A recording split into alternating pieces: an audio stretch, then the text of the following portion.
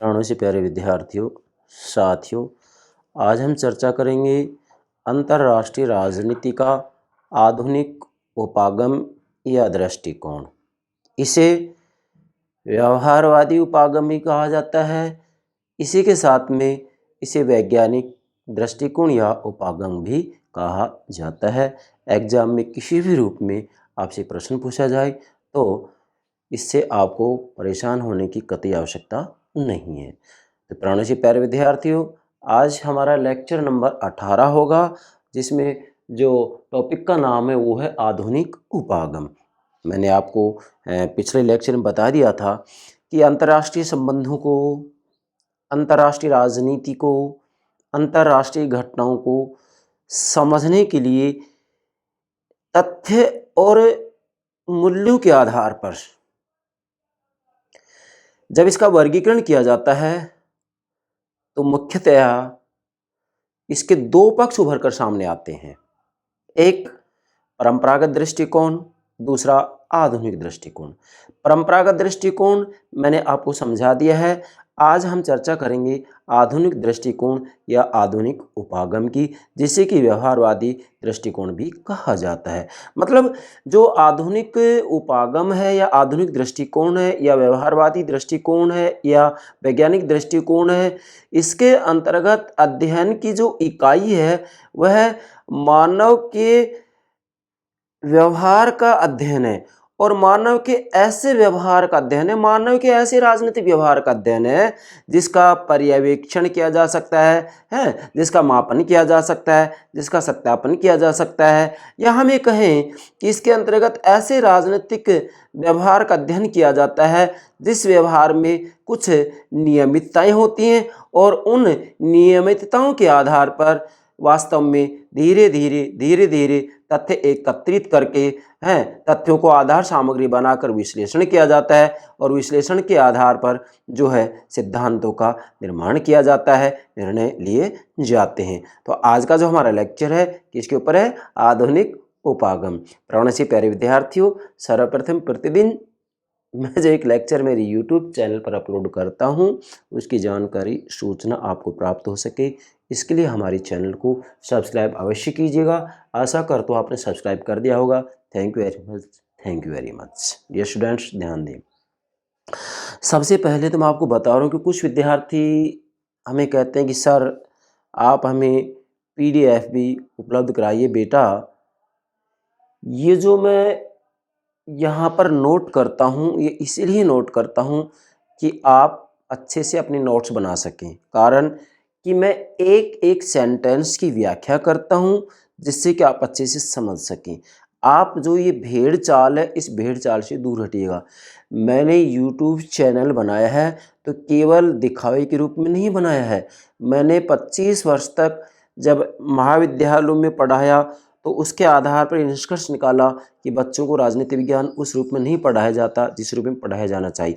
इसलिए मेरा ये लक्ष्य बन गया कि मैं संपूर्ण राजनीति विज्ञान का पाठ्यक्रम मेरे प्राणों से प्यारे विद्यार्थियों को मेरे YouTube चैनल पर उपलब्ध कराऊं, क्योंकि क्लास के अंतर्गत तो मैं अधिकतम 150-200 बच्चों को ही तो पढ़ा सकता हूँ एक साथ, और YouTube चैनल से लाखों करोड़ों विद्यार्थी पढ़ सकते हैं।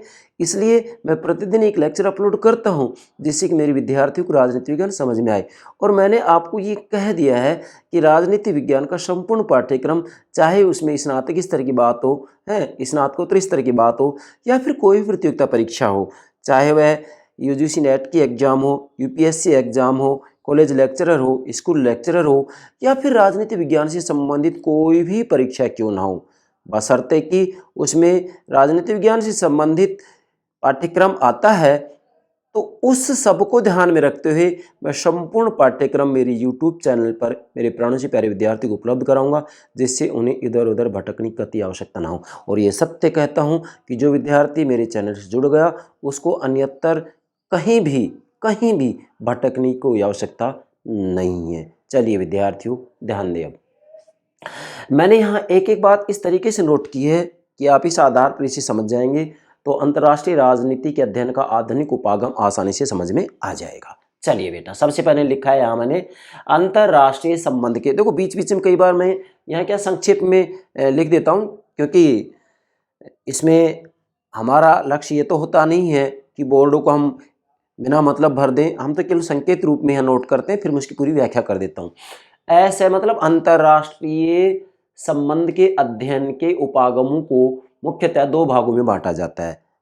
और जब देखो वर्गीकरण किया जाता है तो उसका कोई ना कोई आधार तो होता ही है। तो यहाँ आधार लिया गया तथ्य और मूल्य, मतलब अंतर्राष्ट्रीय राजनीति को समझने के लिए मूल्य के ऊपर बल दिया जा रहा है या तथ्य के ऊपर बल दिया जा रहा है या तथ्य और मूल्य दोनों के ऊपर बल दिया जा रहा है। तो वैसे यदि मैं बताऊं आपको तो इसके अंतर्गत 3 बिंदु होते हैं, 3 चरण होते हैं। जैसे मैंने यहाँ नोट किया है, परंपरागत दृष्टिकोण अंतर्राष्ट्रीय राजनीति को समझने के लिए केवल मूल्यों की बात करता है। जैसे ये कहेगा कि एक न्यायप्रिय विश्व व्यवस्था हो, एक ऐसी विश्व व्यवस्था हो जिसके अंतर्गत युद्ध ना हो, हिंसा ना हो, तानाशाही ना हो, शोषण ना हो। ठीक है बेटा।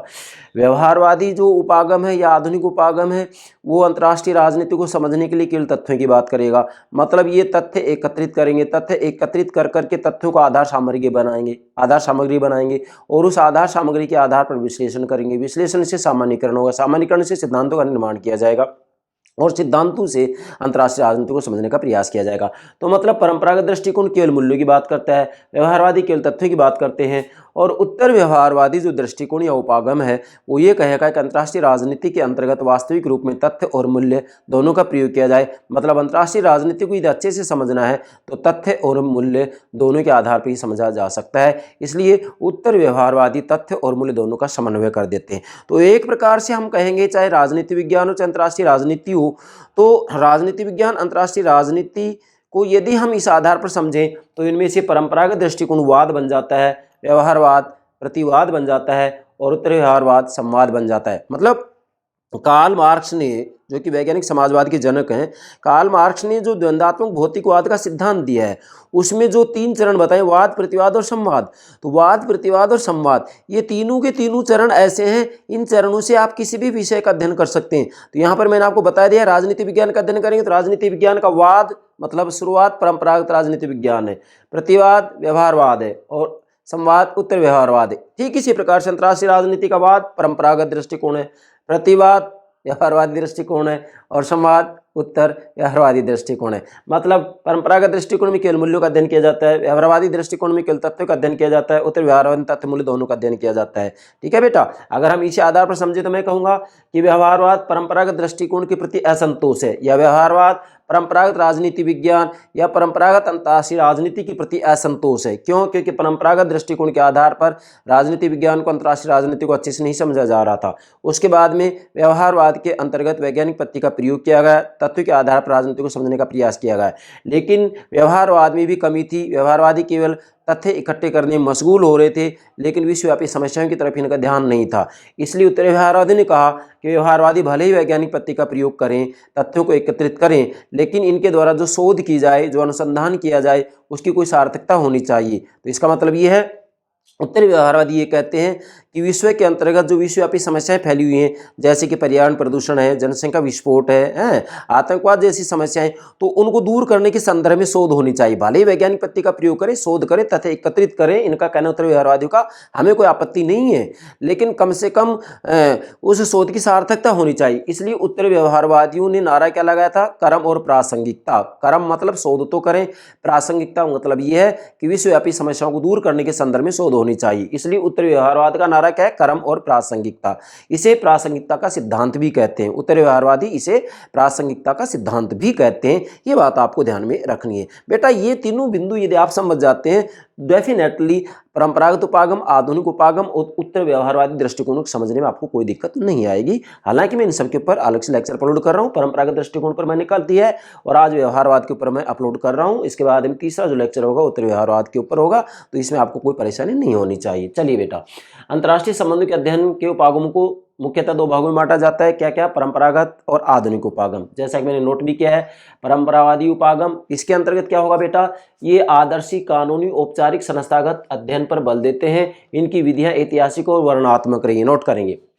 मतलब परंपरावादी जो उपागम है वह वास्तविक रूप में आदर्शात्मक, कानूनी, औपचारिक, संस्थागत अध्ययन पर बल देता है और इनकी विधियां ऐतिहासिक और वर्णनात्मक रहती हैं। मतलब परंपरावादी उपागम के अंतर्गत अंतर्राष्ट्रीय राजनीति के अध्ययन का जो केंद्र होता है वो संस्थागत होता है बेटा। क्या होता है? संस्थागत होता है, औपचारिक होता है, कानूनी होता है और आदर्शात्मक होता है, काल्पनिक होता है। ठीक है, जैसा कि परंपरावादी उपागम ये कहता है कि भाई एक ऐसी विश्व व्यवस्था की स्थापना की जानी चाहिए है जिसके अंतर्गत युद्ध नहीं हो, हिंसा नहीं हो, शोषण नहीं हो, तानाशाही नहीं हो, अत्याचार नहीं हो। मतलब ऐसी एक आदर्शात्मक विश्व व्यवस्था की स्थापना को प्रबल देते हैं। या परंपरावादी उपागम ये कहेगा कि भाई ऐसी अंतर्राष्ट्रीय संस्था की स्थापना की जाए जिससे कि युद्धों को रोका जा सके, है ना, जैसा कि इन्होंने संयुक्त राष्ट्र संघ की स्थापना के ऊपर बल दिया था। तो ये कुछ बातें हैं। फिर मैंने इधर नोट किया मूल्यों, मतलब परंपरावादी उपागम अंतर्राष्ट्रीय राजनीति को समझने के लिए मुख्यतः मूल्यों के अध्ययन की बात करता है या मूल्यों के ऊपर बल देता है। ये सर्वोच्च मूल्यों की बात करता है। तो सर्वोच्च मूल्य क्या है? जैसे एक न्यायप्रिय विश्व व्यवस्था की स्थापना की जानी चाहिए, तो न्यायप्रिय विश्व व्यवस्था की स्थापना, न्याय एक मूल्य हो गया। तो मतलब परंपरावादी उपागम केवल मूल्यों के अध्ययन की बात करता है, अर्थात अंतर्राष्ट्रीय राजनीति को समझने के लिए ये मूल्यों की बात करते हैं, आदर्शों की बात करते हैं। ठीक है बेटा। दूसरे रूप में कहूं तो मैं कानूनी और औपचारिक संस्थागत अध्ययन की बात करते हैं। आगे बढ़ते हैं। आधुनिक उपागम, जो कि आज हमारा टॉपिक है ही, आधुनिक उपागम चूंकि दो भागों में बांटा है ना, तो आधुनिक उपागम को व्यवहारवादी उपागम भी और वैज्ञानिक उपागम भी कहा जाता है। ठीक है बेटा। अब जो आधुनिक उपागम है, यहाँ वास्तविक रूप में परंपरावादी उपागम केवल मूल्यों की बात करता है, तो आधुनिक उपागम केवल तथ्यों की बात करता है। किसकी बात करेगा ये? जैसे कि मैंने यहाँ नोट भी कर दिया है, केवल तथ्यों की बात करेगा, केवल तथ्यों की बात करेगा आधुनिक उपागम, है ना। तो इसे व्यवहारवादी और वैज्ञानिक उपागम भी कहते हैं। ये अनुभवात्मक शोध तथा प्रविधियों के निरंतर सुधार पर बल देते हैं। मतलब जो ये आधुनिक उपागम है वो अनुभवात्मक शोध तथा प्रविधियों के निरंतर सुधार पर बल देते हैं। इनका कहना ये है कि वास्तविक रूप में अंतर्राष्ट्रीय राजनीति के अंतर्गत जो अध्ययन किया जाए वैज्ञानिक पद्धति के आधार पर किया जाए, तथ्यों को इकट्ठा किया जाए, तथ्यों को आधार सामग्री बना करके विश्लेषण किया जाए, सिद्धांतों का निर्माण किया जाए और उसके आधार पर अंतर्राष्ट्रीय राजनीति को समझा जाए। इसी के साथ में यह अंतः अनुशासनात्मक अध्ययन पर बल देता है। मतलब आधुनिक उपागम अंतः अनुशासनात्मक अध्ययन पर ही बल देता है। इसका मतलब क्या है?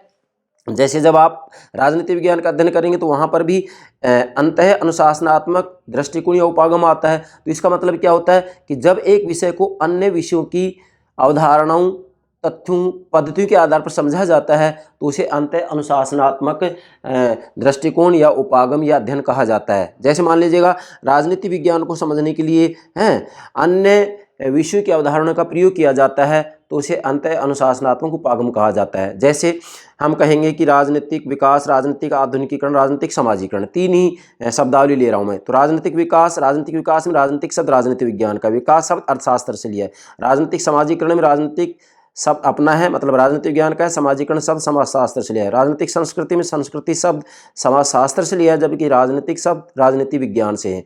राजनीतिक व्यवस्था की बात आती है तो राजनीतिक शब्द राजनीति विज्ञान का और व्यवस्था शब्द जीव विज्ञान से लिया गया है। व्यवस्था शब्द का प्रयोग सबसे पहले बर्ट लेनफी ने किया है, किसके अंतर्गत? जीव विज्ञान के अंतर्गत, और वहां से होते होते ही राजनीति विज्ञान के अंतर्गत आया है। तो मेरे कहने का मूल भावार्थ ये है कि अंतर्राष्ट्रीय राजनीति को समझने के लिए भी वास्तविक रूप में अन्य विज्ञानों का सहारा लिया जाता है, और जब अन्य विज्ञानों का सहारा लिया जाता है तो इसे ही अंतः अनुशासनात्मक अध्ययन की संज्ञा दी जाती है। मतलब अंतः का मतलब है एक दूसरा या एक दूसरे से संबंधित, अनुशासन का मतलब होता है विषय। मतलब जब एक विषय को दूसरे विषय की अवधारणाओं, पद्धतियों, या जब एक विषय को दूसरे विषय की अवधारणाओं, पद्धतियों, सिद्धांतों के आधार पर समझने का प्रयास किया जाता है तो इसे अंतः अनुशासनात्मक अध्ययन कहा जाता है। ये राजनीति विज्ञान में भी चलता है। फिर मैंने आगे लिखा है तथ्यों के पर्यवेक्षण हेतु सांख्यिकीय तथा परिमाणात्मक तकनीक पर बल देते हैं। मतलब आधुनिक उपागम वास्तविक रूप में सांख्यिकीय और परिमाणात्मक तकनीकों पर बल देता है, जबकि इधर आपने देखा है कि इसकी जो विधियां रही हैं वो ऐतिहासिक और वर्णनात्मक रही हैं। तो अंतर हो गया, इसकी विधियां ऐतिहासिक और वर्णनात्मक है और आधुनिक उपागम की विधियां सांख्यिकीय और परिमाणात्मक है। इसी से आपको अंतर दिखाई दे रहा है कि ये केवल मूल्यों के अध्ययन की बात करता है, जबकि आधुनिक उपागम तथ्यों के अध्ययन की बात करता है। क्लियर हो गया बेटा? अब आगे बढ़े इधर। अब मैंने आपको 3 बिंदु बता दिए कि मुख्यतः इसके अंतर्गत 3 बातें आती है: परंपरागत दृष्टिकोण, व्यवहारवादी दृष्टिकोण और उत्तर व्यवहारवादी दृष्टिकोण। परंपरागत दृष्टिकोण केवल मूल्यों की बात करता है, व्यवहारवादी दृष्टिकोण केवल तथ्यों की बात करता है, उत्तर व्यवहारवादी तथ्य और मूल्य दोनों के अध्ययन की बात करते हैं। चाहे आप राजनीति विज्ञान का अध्ययन करेंगे तो वहां पर भी आप यही पाएंगे कि परंपरागत राजनीति विज्ञान केवल मूल्यों के अध्ययन की बात करता है, व्यवहारवाद केवल तथ्यों की बात करता है और उत्तर व्यवहारवाद तथ्य और मूल्य दोनों के अध्ययन की बात करता है। फिर मैंने यहाँ पर लिखा है कि वास्तविक रूप में व्यवहारवाद के अध्ययन की जो इकाई है, क्या व्यवहारवाद के अध्ययन की जो इकाई है वह मानव व्यवहार है। वह ऐसा मानव व्यवहार है जिसका पर्यवेक्षण और मापन किया जा सकता है। जरा नोट कीजिएगा, ये इसका सेंटर पॉइंट है आधुनिक उपागम का, क्या कि इसे व्यवहारवादी उपागम भी तो कहा जा रहा है।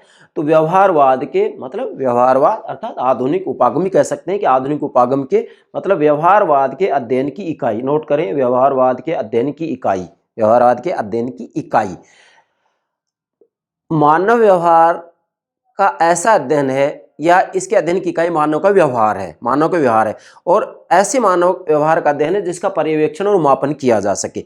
मतलब यहाँ जो ये आधुनिक उपागम है इसमें जो अध्ययन की इकाई है वो मानव व्यवहार है, मानव आचरण है।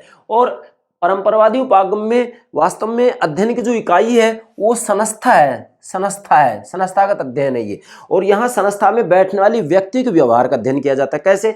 जैसे परंपरावादी उपागम के अंतर्गत हम राजनीति विज्ञान की बात करें तो इसके अंतर्गत ये कहा जाएगा कि भी व्यवस्थापिका, कार्यपालिका और न्यायपालिका, मतलब व्यवस्थापिका कानून बनाते, कार्यपालिका कानून को लागू करते, न्यायपालिका कानून का उल्लंघन करने वालों को दंड देती है। या अंतर्राष्ट्रीय राजनीति के अंतर्गत आए तो हम संयुक्त राष्ट्र संघ को लेंगे, संयुक्त राष्ट्र संघ के अंतर्गत जो इसके अंग हैं उन अंगों की बात करेंगे तो यहाँ पर के लिए बताया जाएगा कि भाई सुरक्षा परिषद ये कार्य करती है, महासभा ये कार्य करती है ना।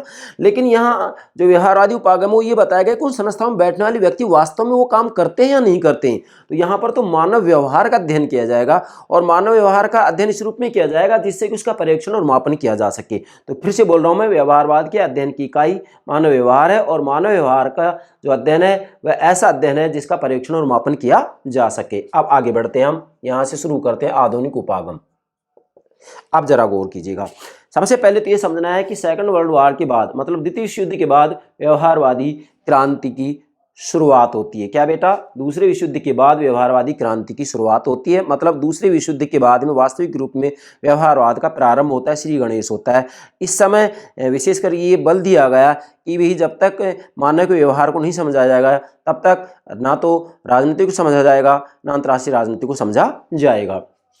अब वास्तव में जो परंपरागत राजनीति विज्ञान है तो परंपरागत राजनीति विज्ञान के प्रति असंतोष भी था। मतलब जो व्यवहारवादी उपागम है या आधुनिक उपागम है या वैज्ञानिक जो उपागम है वह परंपरागत राजनीति विज्ञान के प्रति असंतोष भी था। क्यों असंतोष था?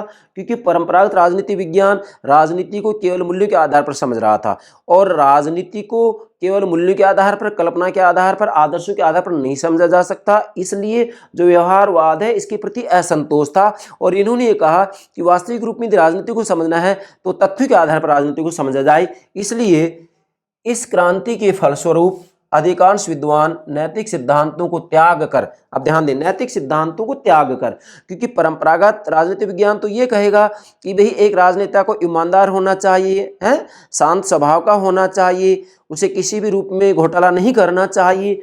तो नैतिक सिद्धांतों को त्याग कर और अंतर्राष्ट्रीय राजनीति की बात आएगी तो परंपरागत उपागम ये कहेगा कि एक ऐसी न्याय प्रिय विश्व व्यवस्था की स्थापना की जाए जिसमें युद्ध ना हो, हिंसा ना हो। लेकिन यदि देखा जाए तो ये केवल आदर्श की बात है। क्या व्यवहार में युद्ध नहीं होते, हिंसा नहीं होती है? व्यवहार में राष्ट्र राज्य में किसी न किसी रूप में टकराव होता रहता है राष्ट्रीय हितों को लेकर के। तो डेफिनेटली हमेशा के लिए युद्धों को समाप्त नहीं किया जा सकता। तो नैतिक सिद्धांतों को त्याग कर व्याख्यात्मक सिद्धांतों को प्रतिपादित करने लगे। मतलब इस क्रांति के बाद में नैतिक सिद्धांतों को त्याग करके और व्याख्यात्मक सिद्धांतों को प्रतिपादित करने लगे। मतलब यहाँ मुख्यतः तथ्यों के आधार पर अंतर्राष्ट्रीय राजनीति को समझने का प्रयास किया गया और अध्ययन का जो केंद्र बिंदु है वह राजनीतिक व्यवहार की नियमितताओं को बनाया गया। मतलब आधुनिक उपागम में या व्यवहारवादी उपागम में अध्ययन का जो केंद्र बिंदु बनाया गया वह राजनीतिक व्यवहार की नियमितताओं को बनाया गया। मतलब यहाँ व्यक्ति के राजनीतिक व्यवहार का जो अध्ययन किया गया वह इस रूप में किया गया कि व्यक्ति के राजनीतिक व्यवहार में कुछ नियमितताएं होती हैं। मतलब वह बार बार ऐसा व्यवहार करता है और उस व्यवहार के आधार पर सिद्धांतों का निर्माण किया जा सकता है। जैसे मान लीजिएगा हम राजनीति का एक उदाहरण दें तो इसके अंतर्गत ये कहा जाता है कि एक मतदाता बार बार भारतीय जनता पार्टी को वोट क्यों देता है, बार बार कांग्रेस को वोट क्यों देता है, इसका रीजन क्या है? तो कुछ मतदाता ऐसे होते हैं और कुछ मतदाता ऐसे होते हैं जो कि वास्तविक रूप में जब भी चुनाव होते हैं तो बार बार कभी किसी पार्टी को मत देते हैं, कभी किसी पार्टी को मत देते हैं, मतलब कभी किसी राजनीतिक दल को मत देते हैं, कभी किसी राजनीतिक दल को मत देते हैं। तो यहाँ पर हम ये पाएंगे कि भी मतदाता के आचरण को, व्यवहार को प्रभावित करने वाले कुछ परिवर्त्य होते हैं, मतलब कुछ तत्व होते हैं जैसे शिक्षा है, भाषा है, जाति है, उसकी आर्थिक स्थिति कैसी है, तो ये सभी मतलब मतदान व्यवहार को प्रभावित करते हैं। तो यहाँ पर एक प्रकार से व्यक्ति के राजनीतिक व्यवहार के अध्ययन के ऊपर बल दिया जाता है और उसमें नियमितताओं का पता लगाया जाता है और उन नियमितताओं के आधार पर सिद्धांतों का निर्माण किया जाता है। नेक्स्ट, अंतर्राष्ट्रीय राजनीति में यह क्रांति कौन सी? व्यवहारवादी क्रांति। अंतर्राष्ट्रीय राजनीति में यह क्रांति कुछ विद्वानों ने सेकंड वर्ल्ड वॉर मतलब द्वितीय विश्व युद्ध से पूर्व ही प्रारंभ कर दिया था। मतलब कुछ विद्वान ऐसे भी हैं जिन्होंने कि दूसरे विश्व युद्ध से पहले ही इसका प्रारंभ कर दिया था। कैसे? जैसे नाम ले सकते हैं हम अंतर्राष्ट्रीय राजनीति में, जैसे क्विंसी राइट अंतर्राष्ट्रीय राजनीति का एक ऐसा विद्वान है जिन्होंने अपना जो शोध कार्य किया था उसका नाम रखा था ए स्टडी ऑफ वार, और यहाँ है Chicago, A study of war Chicago. 1942 में ये शोध पत्र लिखा था और इसके अंतर्गत इन्होंने स्पष्ट रूप में कह दिया था क्या कि भाई अंतर्राष्ट्रीय राजनीति को यदि समझना है तो फिर तथ्यों के आधार पर उसे समझा जाए। तो ये कहा जा सकता है कि दूसरी विश्व युद्ध से पहले ही जो व्यवहारवाद का प्रारंभ या श्री गणेश हो गया था। और किसके द्वारा किया गया था? वह क्विंसी राइट के द्वारा। आप इस विद्वान का नाम याद रखेंगे।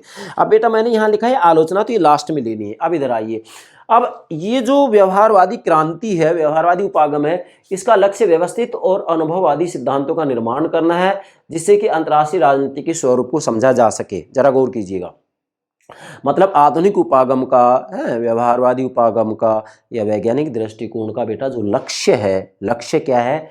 व्यवस्थित और अनुभववादी सिद्धांतों का निर्माण करना जिससे अंतर्राष्ट्रीय राजनीति के स्वरूप को समझा जा सके। मतलब यहाँ कल्पना के आधार पर, आदर्शों के आधार पर, मूल्यों के आधार पर अंतर्राष्ट्रीय राजनीति को नहीं समझने का प्रयास किया जा रहा है, बल्कि यहाँ अंतर्राष्ट्रीय राजनीति को समझने के लिए तथ्यों का सहारा लिया जा रहा है, तथ्यात्मक अध्ययन किया जा रहा है और तथ्यों के आधार पर, तथ्यों को आधार सामग्री बना करके अंतर्राष्ट्रीय राजनीति का विश्लेषण करने का प्रयास किया जा रहा है। और अंतर्राष्ट्रीय राजनीति का विश्लेषण करने के बाद में निष्कर्ष निकाला जाता है, निर्णय लिए जाते हैं, सिद्धांतों का निर्माण किया जाता है। मतलब मुख्यतः यहाँ तथ्यों की बात की जा रही है। नेक्स्ट, अंतर्राष्ट्रीय राजनीति में व्यवहारवादी प्रतिमान निर्माण और अन्य तकनीकों पर बल देता है और मानवीय संबंधों में आकस्मिकता के तत्वों में कोई दिलचस्पी नहीं रखती।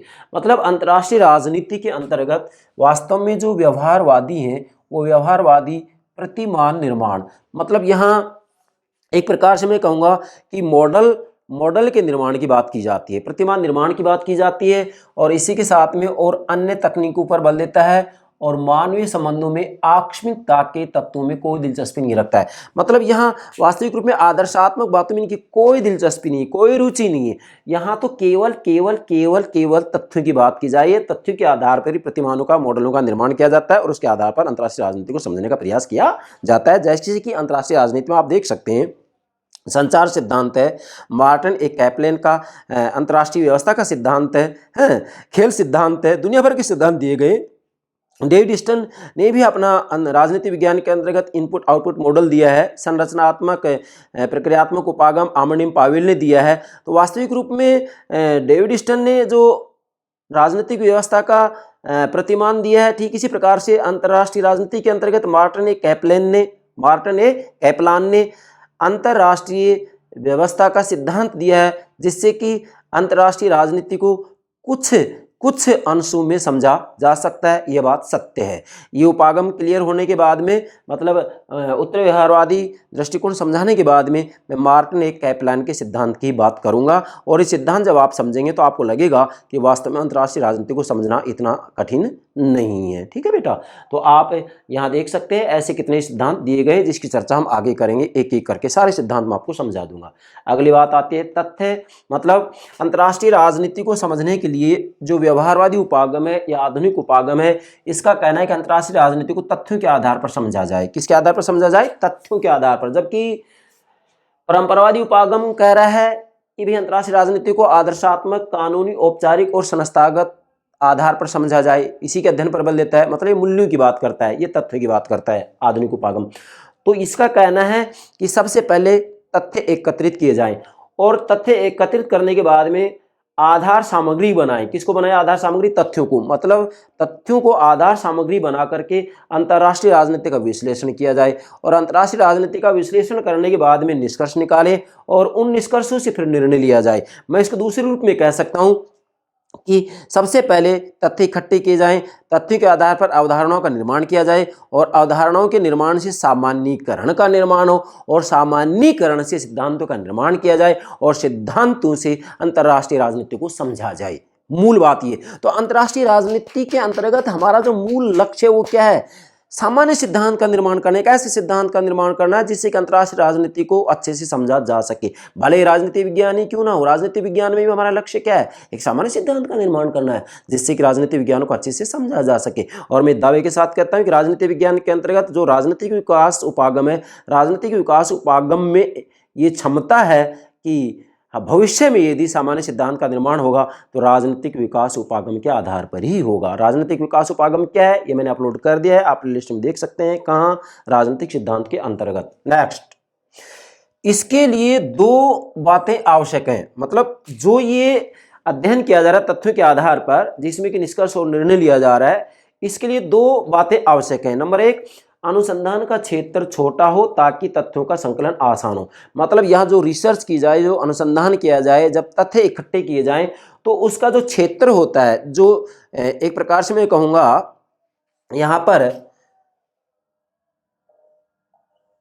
जो अध्ययन क्षेत्र है वो अध्ययन क्षेत्र छोटा हो ताकि तथ्यों का संकलन आसान हो। मतलब अध्ययन क्षेत्र छोटा होना चाहिए जिससे कि तथ्यों को आसानी से इकट्ठा किया जा सके अनुसंधान करते समय। दूसरी बात है, अनुसंधान निष्कर्षों पर अपने व्यक्तिगत विचारों का प्रभाव नहीं पड़ना चाहिए। मतलब अनुसंधान करते समय जो अनुसंधान के लिए तथ्य इकट्ठे किए गए हैं, तथ्य एकत्रित करते समय किसी भी रूप में अनुसंधानकर्ता पूर्वाग्रहों से ग्रसित नहीं होना चाहिए, उसकी कोई पूर्व धारणाएं नहीं होनी चाहिए, पूर्व धारणा को कोई प्रभाव नहीं पड़ना चाहिए। इसलिए मैंने लिखा है अनुसंधान निष्कर्षों पर अपने व्यक्तिगत विचारों का, मतलब कोई भी पूर्व धारणा नहीं होनी चाहिए, व्यक्तिगत विचारों का प्रभाव नहीं पड़ना चाहिए। अगर व्यक्तिगत विचारों का प्रभाव पड़ गया तो जो अनुसंधान किया गया है वह अनुसंधान निष्पक्ष नहीं हो सकेगा। तो ये दो बातें विशेषकर ध्यान में रखनी चाहिए। ये दोनों बातें ध्यान में रखी गई हैं तो अंतर्राष्ट्रीय राजनीति को आसानी से समझा जा सकता है। इसके बाद में फिर अगली बात आती है डेविड टूमन। डेविड टूमन ने कहा है क्या कि आखिर ये व्यवहारवादी उपागम है क्या? इन्होंने इसका अर्थ बताया, व्यवहारवादी उपागम से अभिप्राय है कि अनुसंधान क्रमबद्ध हो तथा अनुभवात्मक तरीकों का प्रयोग किया जाए। फिर से बोल रहा हूँ, व्यवहारवादी उपागम से अभिप्राय है कि मतलब अनुसंधान क्रमबद्ध हो और अनुभवात्मक तरीकों का प्रयोग किया जाए। फिर से बोल रहा हूँ, व्यवहारवादी उपागम से अभिप्राय है कि अनुसंधान क्रमबद्ध हो तथा अनुभवात्मक तरीकों का प्रयोग किया जाए। जबकि परंपरागत उपागम के अंतर्गत आदर्शात्मक तरीकों का प्रयोग किया जाता है। वहां पर जो पत्ती होती दार्शनिक होती है, यहाँ की पत्ती वैज्ञानिक होती है। ये भी अंतर ध्यान में रखना है। और इसके बाद में यहाँ ध्यान देंगे, डेविड टूमन ही आगे कहते हैं कि जो व्यवहारवादी है या व्यवहारवाद है वो चार तत्वों का मिश्रण है। बेटा अब ये बात समझनी है, डेविड टूमन कहते हैं कि जो व्यवहारवाद है, व्यवहारादि उपागम है, वो चार तत्वों का मिश्रण है। वो चार तत्व कौन कौन से? चारों तत्वों को नोट करेंगे। नंबर एक, समूह के आचरण का अध्ययन। मतलब डेविड टूमन कहता है कि वास्तविक रूप में व्यवहारवादी उपागम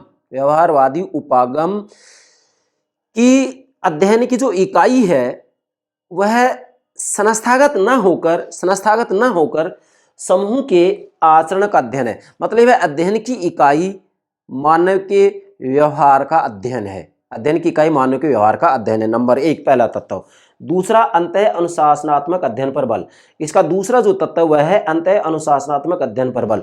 मतलब इसका भावार्थ यह है कि अंतर्राष्ट्रीय राजनीति को समझने के लिए अन्य विज्ञानों का सहारा लिया जाता है और लिया जाना चाहिए। मतलब अंतर्राष्ट्रीय राजनीति को समझना है तो अन्य विज्ञानों का भी सहारा लिया जाए। दो, तीसरा है सांख्यिकीय पद्धति। मतलब यहाँ इसका जो तीसरा तत्व है, डेविड टूमन कह रहे हैं कि तीसरा तत्व यह है कि इसके अंतर्गत जो पद्धतियां होती हैं वो सांख्यिकीय और परिमाणात्मक पद्धतियों का प्रयोग किया जाता है। जबकि आप परंपरागत उपागम की बात करेंगे तो इसमें ऐतिहासिक और वर्णनात्मक पद्धति रही है। ठीक है बेटा, तीन। और इसके बाद में इसका जो चौथा तत्व है, नोट करेंगे, तीन तत्व हो गए, चौथा तत्व है ये चौथा, अंतर्राष्ट्रीय राजनीति को एक व्यवस्थित अनुभविक सिद्धांत के रूप में परिभाषित किया जाए। चौथा तत्व अंतर्राष्ट्रीय राजनीति को एक व्यवस्थित आणविक सिद्धांत के रूप में परिभाषित किया जाए तो इन चार तत्वों का मिश्रण ही व्यवहारवाद है। कौन कहते हैं?